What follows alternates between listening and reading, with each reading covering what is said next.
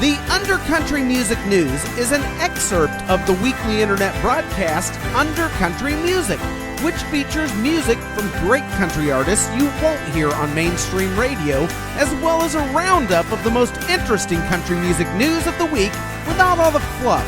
To listen and subscribe to the full weekly episode, please visit undercountrymusic.com or simply subscribe to the Undercountry Music Podcast on iTunes. Let's get into it. I did a little recording this morning myself. A song that's been kicking around in my head for months and months and months. Really, almost a year probably. I've been kind of chewing on this in my head, and I finally got some scratch tracks down this morning. I determined the beats per minute I wanted. Sort of got a little drum track going to it, and the thing about drum tracks is that if you're gonna program your drums, and you guys who send me this stuff with programmed drums, listen up here, because I get a lot of stuff and the drums just sound really robotic and soulless. And there's nothing wrong with using programmed drums. I'm sure a lot of drummers are gonna freak out over that, but you know what? If you're gonna do that, I mean, a real drummer is always better, yeah. But I mean, if you're a individual songwriter and you're trying to record something and get it out there and you don't have the money to pay a bunch of musicians, if you're gonna use programmed drums, you gotta get in there and spend the time and do the work right and program it correctly. You cannot have every beat, on the 1 and the 3 or the 2 and the 4. You've got to throw those beats off by a 30-second here and there, by a 30-second beat or something like that, just because you got to have those small little imperfections in there. You have to, in order to make it sound natural and not programmed and robotic. And those things take time and attention to do. And it's tedious and it's long, but the results are worth it. If you want to get out of paying a drummer and the hours of miking a drum kit and doing all that, because it's expensive. I mean, to get a good drum mix, I mean, after miking it and tuning the drums properly and getting the sounds, I mean, drum sounds they take a while to get good live drum sounds. But anyway, you got to take your time and you got to make sure that not everything is right on the click. You got to throw it off and make it sound natural, people. Anyway, so I got a little of that foundation down. I put down a scratch guitar track, a scratch vocal track, and now I'm satisfied for right now. But now that I've got that initial nugget, that's going to hopefully be the little burn that's going to make me like, ooh, I got to get that done. So hopefully I'll have a new song here for you pretty soon from yours truly. But, that ain't the news, because we got some real news to report here, and I think it's time to get into it, because this is the Undercountry Music News. The Undercountry Music News is that awesome part of the show where I go on to Google and I type in the search term country music news, go figure, and you know what I look for? I look for country music news, you idiot. Yeah. So I go on this site. I get a little country music news. I go on that side. I get a little country music news. Because in each one of these sites that say they have country music news, there's only like a little tiny smidgen of country music news in each one of them. It's like panning for gold. It's like looking for the Holy Grail is what it is. But damn it, I do it each and every week for you. Because I love you, baby. I'd do anything for you. I love you like my dog does. Okay? So anyway, most of these websites are just reprinting press releases that were sent to them by various artists just trying to keep their face out, and people creating fake controversies and just, stupid crap. Anyway, my job is to cut through the stupid crap and bring you what the actual news is. And that's what I do. But since I can each site only has a little bit, I take a little bit from here, a little bit from there, and I go all the way through the front page of Google, and I compile it all, and then I get a nice, good, real news segment. A real news segment that I don't know if you can get it anywhere else.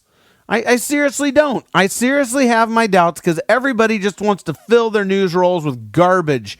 And I'm not going to do that to you. I'm going to report the real news for you. So anyway, let's get into it. All right, many places were reporting this next story as though the whole band was aboard and there was peril and danger. Okay, well, it was a little peril and danger, but only one member of the band was aboard. All right, CMT is reporting that Hillary Scott of Lady Antebellum's personal tour bus caught fire. Her personal tour bus, not the band tour bus. So the whole band wasn't in peril, just Hillary Scott. Well, it wouldn't really be a band, Lady Antebellum, if Hillary Scott were not there, of course. We acknowledge that. But anyway, her personal tour bus caught fire Thursday morning, April 19th, after a fire started in the wheel well of the bus, what it looked like from the footage that I saw on the news. And, this fire it engulfed the entire bus. A whole bus was on fire in Texas. Now, everybody did make it out safely. The bus was carrying Miss Scott, her husband, and two members of the Lady Antebellum road crew en route to Texas for the ACM Awards. Well, I guess that's going to be a fun little quip that's going to go on all throughout the show. Just really glad no one was hurt, though. I mean, that could have been bad. The baby was not on board, though. Okay? Anyway, that's all CMT apparently has this week. I'm going to move along to Taste of Country. They are reporting that Willie Nelson's brother Ira has died at the age of 77 from natural causes. Now, no other explanation was given as to the cause of death.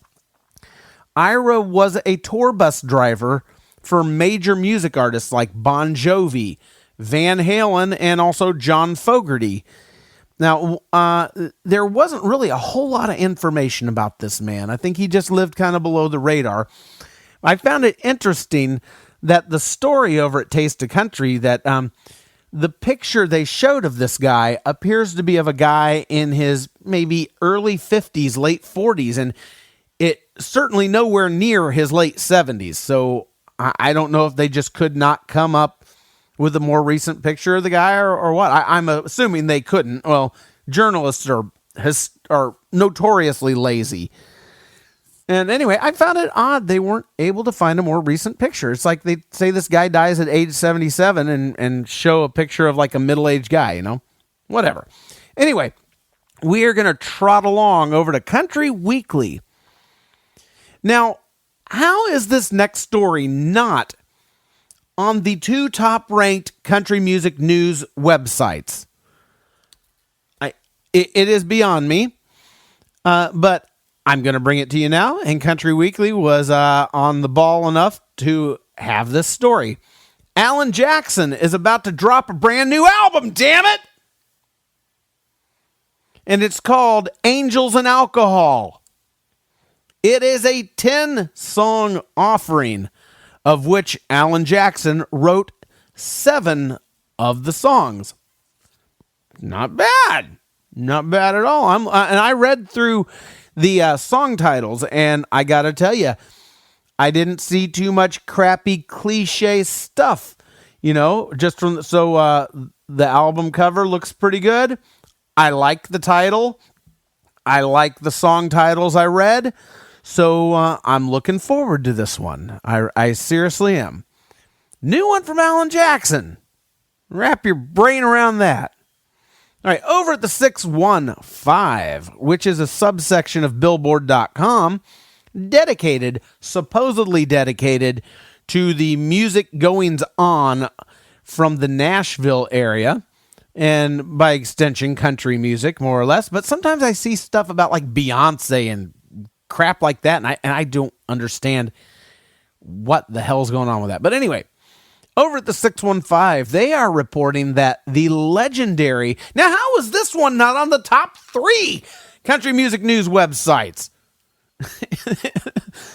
They're reporting over at the 615 that the legendary Louisiana Hayride radio show that ran from 1948 to 1960 is making a return. as both a radio and TV show. The Louisiana Hayride, it was a platform that helped propel such acts as Elvis Presley, Johnny Cash, and countless other legends. Right? Now, I just really hope they do it right. I hope they keep it rustic. You know how the Austin City Limits thing is kind of kept, it's got that vibe about it, that old-timey kind of old rustic vibe to it. I really hope that the Louisiana Hayride is kept kind of classic and rustic. I mean, I know they're going to have to put some new artists on because pretty much all the ones that were on the original are dead now. So obviously they're going to have some new artists on there. But I just hope that it keeps the spirit, that old time spirit. Anyway, you can read all about the rebirth of the Louisiana Hayride over at the 615. Go on to billboard.com, look for the 615, or just type country music news into your browser and scan down. It'll be about the fourth or fifth result down the line there, and you can click on that. That'll probably be easier. Anyway, we're going to go over to GAC, Great American Country. Oh, you know what? There is one thing I forgot to say at the beginning of the news portion.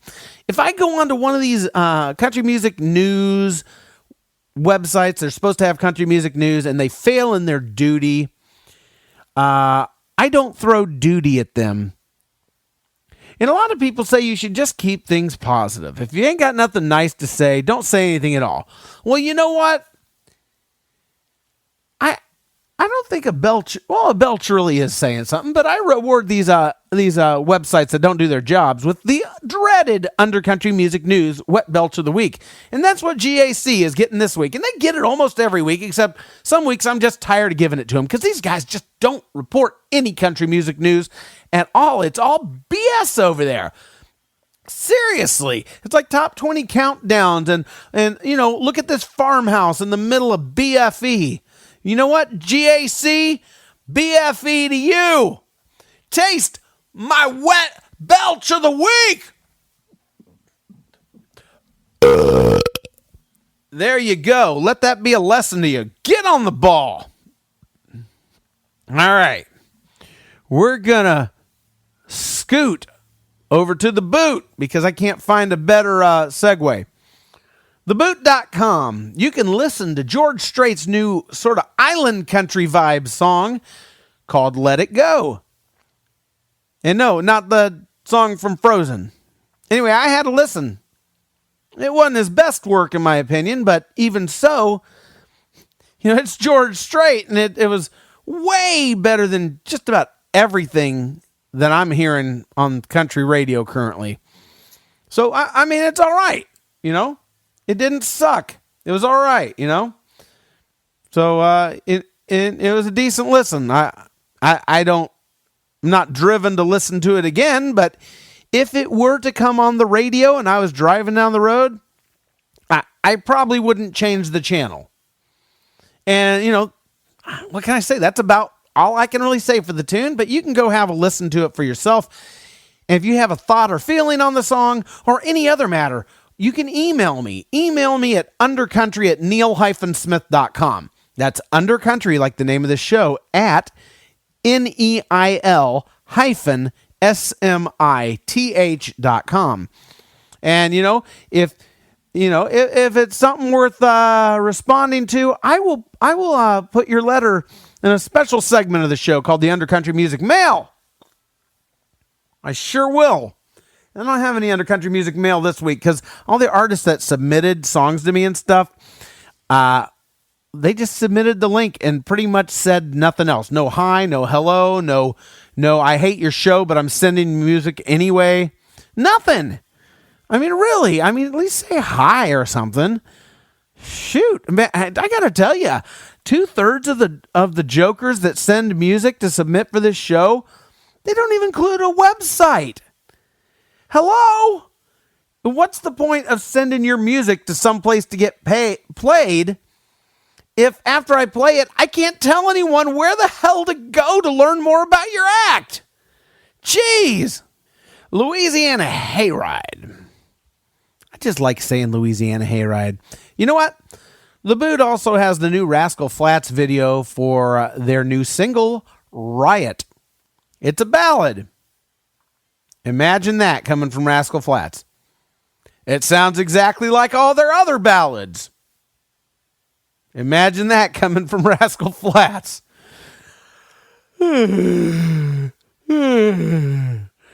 Sleepy time. Joe Don, tell me a story. All right. We're going to let no moss gather under us as we tumble over to Rolling Stone country. They have a few interesting looking articles over there.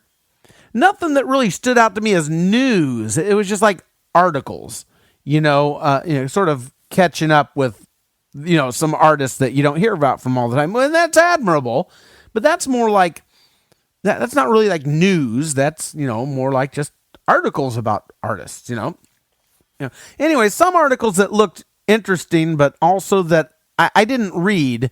I didn't really read them because nothing jumped out as news, but I'll tell you some of the ones I saw that look sort of like interesting reads, and you can go over there and check it out if you so like. There's an article about Robert Earl Keane, and also one about Will Hoge. And that's about it, and that wraps up our Undercountry Music News! Thank you for listening to the Undercountry Music News. The Undercountry Music News is just a small excerpt of the weekly internet broadcast Undercountry Music, where I play music and have great interviews by lesser-known original country acts. Get on over to undercountrymusic.com where you can listen and subscribe. Stay under, stay country.